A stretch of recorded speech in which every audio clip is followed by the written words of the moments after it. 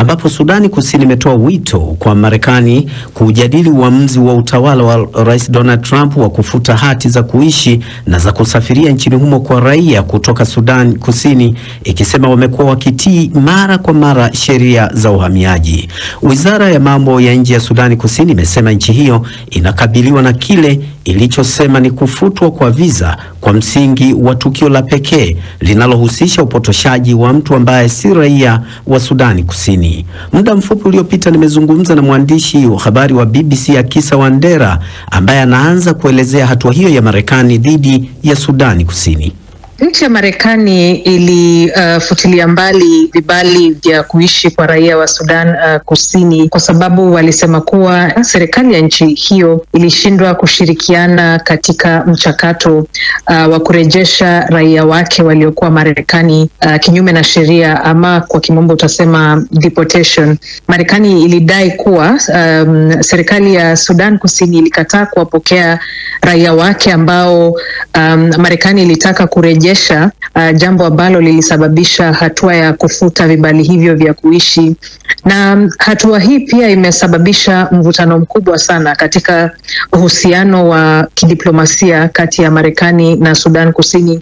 Na Marekani ilikuwa imesema kuwa hawatabadilisha mwendo huo hadi hapo Sudan Kusini itakubali kuwachukua wananchi wa Sudan Kusini ambao Marekani ilisema kuwa walikuwa katika nchi yao kinyume na sheria. Akisa, unadhani ni kwa nini Sudani Kusini imeamua kuridhia uamuzi huu ambao umechukuliwa na Marekani?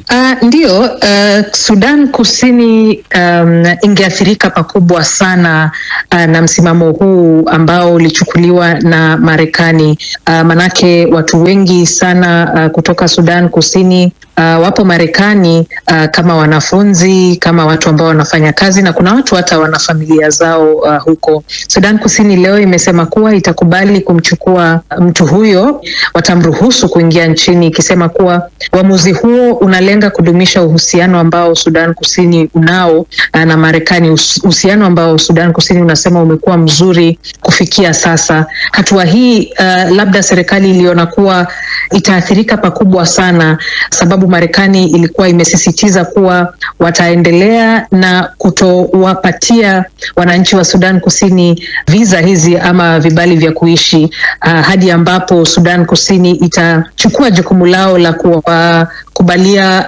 wananchi wa Sudan Kusini kuingia nchini kwao. Sudan Kusini imeona kuwa itakuwa vyema wao wakijaribu kuimarisha uhusiano na Marekani, na labda ndiposa wameamua kumkubali mtu huyu kuingia nchini, japokuwa awali walikuwa wamesema mtu huyo atoki Sudan Kusini bali ni raia wa DRC, lakini sasa wamebadilisha msimamo na wamesema kuwa watamruhusu mtu huyo kuingia nchini. Kwa hivyo ni dhahiri kuwa Sudan Kusini haitaki mvutano zaidi ya hapa na nchi ya Marekani. Kwa nini linatokea sasa wakati ambapo Sudani Kusini ina mambo mengi sana hata katika swala zima la amani?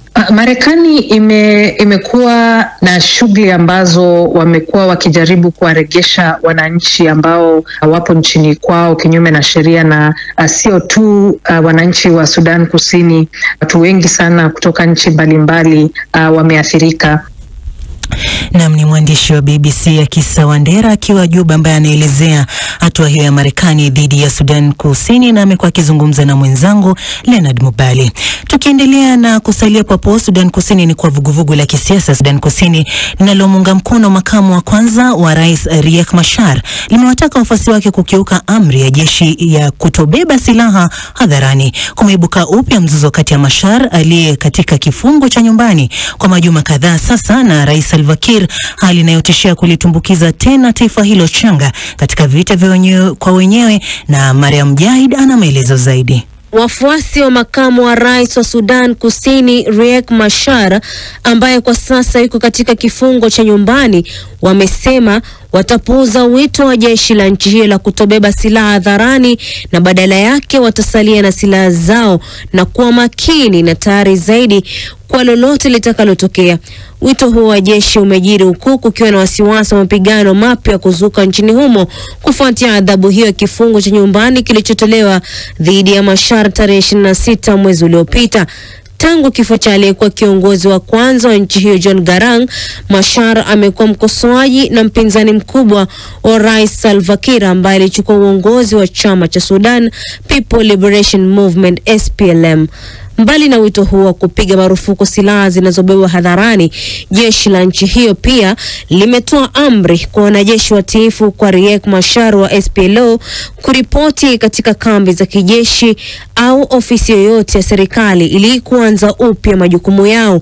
Lakini wakuu wa jeshi hilo la SPLA wamesema kuwa agizo hilo lilitolewa na jeshi halina msingi wowote, kwani wao hawatii amri kutoka kwa wakuu wa kikosi kingine.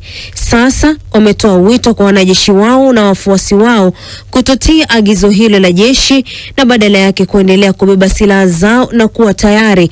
Riek Machar na Salva Kiir walisaini mkataba wa kugawana madaraka mwaka 2018, lakini mkataba huo unaendelea kusambaratika na hivyo kutishia kuzuka upya kwa mapigano nchini humo.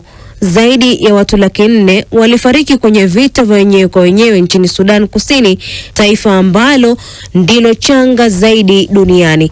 Zaidi ya maafisa 20 na wanajeshi watiifu kwa Riek Machar wamekamatwa tangu mwezi Februari mwaka huu na kuzuiliwa katika maeneo yasiyojulikana.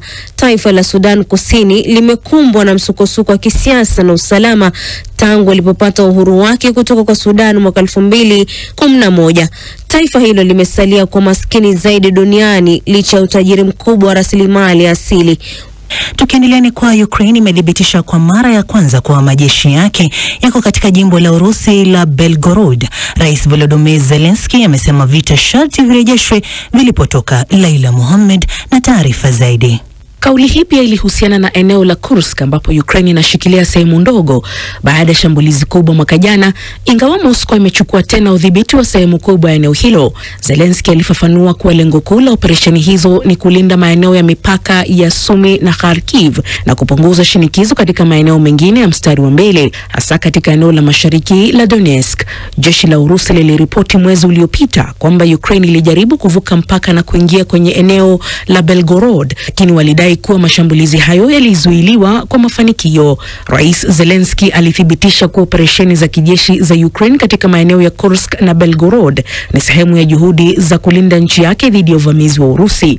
Mnamo tarehe 18 Machi, Zelensky alikiri kwa njia isiyo ya moja kwa moja kwamba vikosi vya Ukraine viko kwenye eneo la Belgorod, akisema, na hapa ninanukuu, kuna operesheni inayoendelea huko, mwisho wa nukuu, alipoulizwa kuhusu taarifa za Urusi zinazosema kuwa vikosi vya Ukraine vilijaribu kuingia sehemu ya magharibi ya Belgorod bila mafanikio. Taarifa za hivi karibuni kutoka kwa wanablogu wa kijeshi wa Urusi zinaonyesha kuwa vikosi vya Ukraine vinajiondoa kutoka eneo la Demidovka, likionyesha kuwa operesheni za Ukraine katika eneo hili ni za kiwango kidogo ikilinganishwa na zile za Kursk ambapo Ukraine ilishinda vijiji vingi ikiwemo mji wa Shuzda. Hali hii pia inaweza kumaanisha kwa Ukraine inatumai kubadilishana maeneo ya Urusi inayoshikilia kwa sehemu za maeneo ya Ukraine yanayoshikiliwa na Moscow katika mazungumzo yoyote ya amani ya baadaye. Wachambuzi wa vita hasa kutoka Ukraine na Magharibi wamehoji ufanisi wa kijeshi wa operesheni hizi za Ukraine kwenye ardhi ya Urusi, wakibaini idadi kubwa ya majeruhi na changamoto za upatikanaji wa silaha.